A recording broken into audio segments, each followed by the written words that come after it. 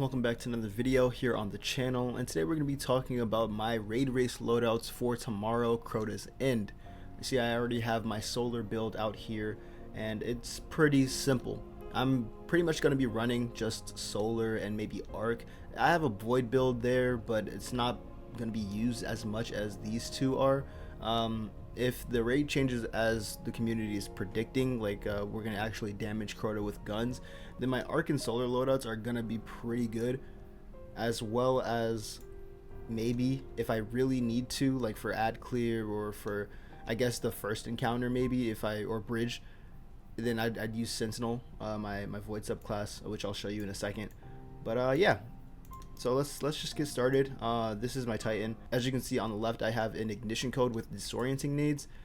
This one was really a no-brainer, to be honest with you, because like disorienting nades and like concussion grenades, they are OP in a lot of in-game content, or in a lot of content in general. I mean, you just get like an easy couple of seconds to just take a breather if you're taking too much damage. You know, you just shoot one of these off in the right direction and it might bounce off somewhere, but as long as it explodes near the enemies or just kills one of them, then you know the disorienting effect can last for a couple of seconds, and then that'll give you enough chance to go ahead and hide and do whatever you need to do if you need to focus on something. Or maybe it'll take the pressure off of one of your friends that's probably trying to complete a mechanic or something like that. So I mean, this is definitely a no-brainer. I feel like a lot of people should have a disorienting grenade in their slot, or at least in one of their loadouts. The second one is also a no-brainer, Sunshot.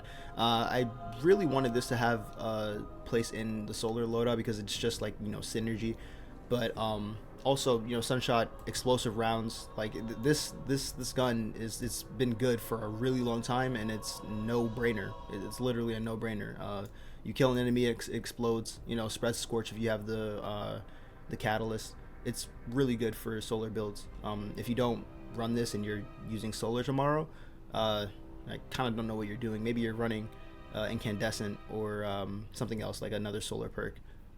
But as for cold comfort, I'd say that I'd switch this out for like maybe linear or retrofit escapade or some other machine gun. I know I have my commemoration on another character, but I'd probably switch that out for cold comfort. This is mainly like, I don't know, like for like in-game or end of the raid type of thing, like when I'm at Crota. Like I said before, if the community's right about this and we damage Crota with the guns, then, you know, rockets, Gallahorn, same strat as pretty much every other boss while at Radiance. You guys get the picture.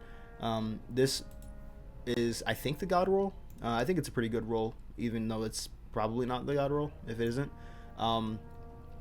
Explosive Light, Envious Assassin, and then also the Ritual Restoration perk is also really good. You're going to be finishing champions or just enemies in general, if there are champions in this raid. Some people speculate there might be, so if you do finish a champion or whatever, you get an extra reload that you don't have to actually like do yourself. It'll put an extra shot in there and it'll allow you to do more damage. And then of course Envious Assassin, defeating targets with other weapons before drawing this one transfers ammo to the magazine from reserves. So that's how I'm able to end up with like 4 shots in the magazine. I've seen people get like, I think 5. I remember that one clip that Lucky posted when this gun first came out and he was on his hunter. He was just like dodging back and forth and just shooting rockets at Ekthar. Yeah, that's what this rocket can do. Other alterations to this heavy weapon slot could definitely, if I have to, run Clown Cartridge Demolitionist on Hothead or Bait and Switch. And I know tracking module isn't the best, but you know, I kind of like having that extra sure hit if I'm, you know, really ass and I don't, you know, feel like hitting my shots. And also for like any like other encounter that requires parkour, Eager Edge. You know, it's pretty simple why I have this pretty self-explanatory. I'd like to imagine that, you know, they might change it up in a way where at least a boss fight where you get like close to Crota, where everybody can get close, and if so, Legend of Acryus is probably going to be my choice as a heavy weapon, just because with this and no backup plans, as well as until its return, that was pretty much my loadout for Ekthar, and that did wonders. Literally, like I put the catalyst on Lecher Navacrius, and I got more shots. I was able to get more damage, and you know, because of Trench Barrel, you know, it's easy. It's easy damage. However, for like longer encounters, that's why I have Storm Tracer and or this other sniper rifle right here, the Supremacy, right? Supremacy. By the way, these are honorable mentions. This isn't gonna be like in my actual loadout until like maybe we get to Crota, and let's say I'm a little bit farther away. I can pull out Supremacy and just start unloading shots into Crota, right? Supremacy with 4 times the charm and rewind rounds, both enhanced. I think that would be a pretty useful option for those of you who aren't running like rockets, or you're not doing the best on ammo economy, or at least for heavy ammo economy. Like if you're not doing the best on that, you know, pull out a Supremacy and just start unloading. It's quick damage. I think the most shots I was able to get was like 45, 44. So depending on the damage phase and how much ammo you have, you can get probably up to like 60 shots. I'm pretty sure there's like a clip out there where somebody's getting hella shots off with this gun right here, and I think it was counted as like 60.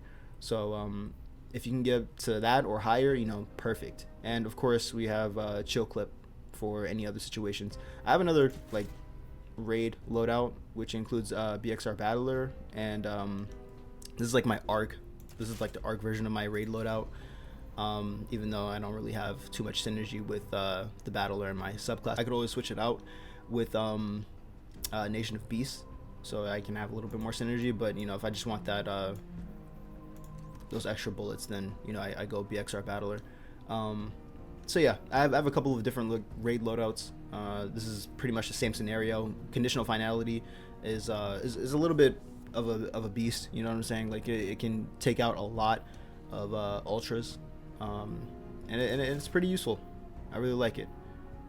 So moving on to like mods, I guess it's easier if I click over here and show you.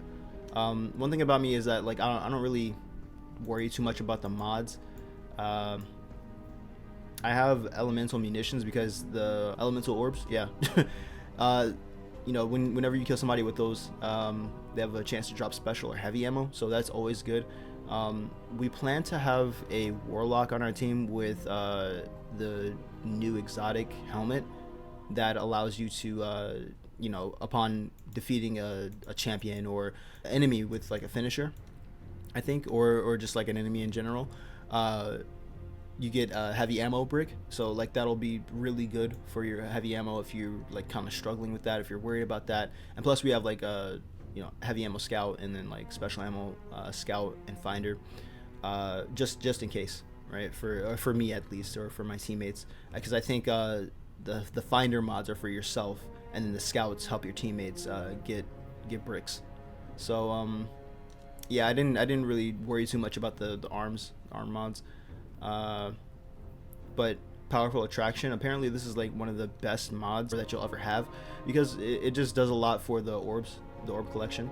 So and then we have arc resist, sniper resist, and then concussive dampener. It's never a bad option to have this, because this just reduces the effective AoE damage, and you know, with Hive you have boomer knights, and so there's a lot of AoE damage, and you know, maybe this will help against like the cross thrall explosions and whatnot.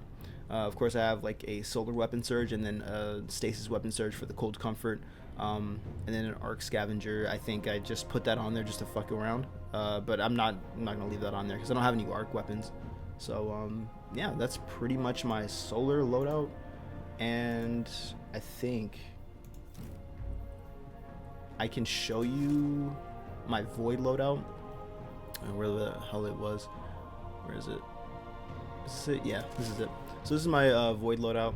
Of course we have the sentinel subclass, controlled demolitionist, and efficient bulwark. And then, you know, this is pretty much just like the build that I wanted for PvE. You can get like devour and stuff really easy. I don't really plan to use, at least with this loadout, I don't really plan to use Rufus's Fury as much. And I don't really want to use double special because that got nerfed and you don't get heavy as much for running double special. I have Dead Messenger because Dead Messenger is not like that terrible of a gun. A wave frame is never a terrible idea, especially if it's an exotic like this, or if it's Forbearance, which is also another honorable mention. I don't know why I don't really have this in my main loadouts, but I'll see how it goes, and you know, I can switch on or off whether or not I like it or not. But yeah, back to Retrofit Escapade. This one was sold yesterday, I think, and I just incorporated this roll into my loadout, so 4 times the charm and then Rampage. I don't think that's a bad combo. There's definitely a better one, and you know, I just waited till it was sold because I don't have it crafted. So yeah, that's pretty much it. I mean, I guess the idea is just like to use Retrofit Escapade, get Devour, and then, you know, just stay alive. And of course I have Hoyle, so it's not like too complicated.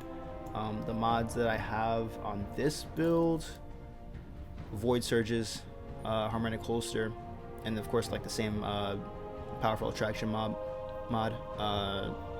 and then Proximity Ward, Arc, Sniper Resist, Concussive Dampener, and that's pretty much it. And of course, hands-on, you get bonus energy from melee kills, so that's never a bad thing to have. Some resilience mods too, and that's pretty much it for my Void build. Pretty much the same artifact mods too, so it's not like too much of a difference. So those are pretty much the main builds that I'm gonna have going into tomorrow. Let me know if I made a mistake on something, or if I can improve really quick before tomorrow, make some last minute changes. There was supposed to be a Strand build, but seeing as how Banner of War is going to be disabled apparently for tomorrow, it's probably not going to be as effective as, you know, it would have had there been no announcement today. But yeah, I guess it's just there to make it more competitive, the disablement of that artifact. So pretty much I don't really mind. I was gonna do a Strand build, but not anymore. So yeah, that's pretty much it, guys. Hope you enjoyed. If you did, hit that like button. If you want more content similar to this, hit that subscribe button. I'll see you in the next one. Sub up, stay safe, and peace.